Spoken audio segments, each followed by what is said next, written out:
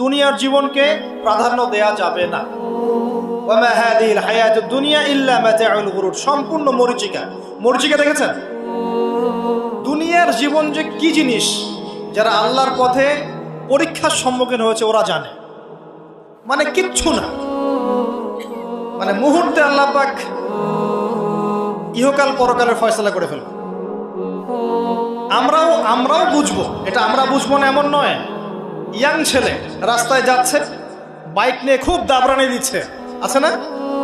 হঠাৎ accident, dead, spot dead. এটা দুনিয়ার জীবনটা।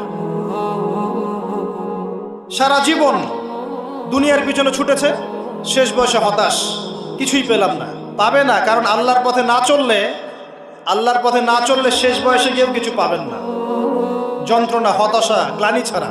তখন দেখবেন আত্মহত্যা করে শেষ, ডেড। দেখবেন অনেক প্রতাপশালী বাদশা বড় বড় লেকচার দিচ্ছে, হঠাৎ রাস্তায় হাঁটতে হাঁটতে ডেড।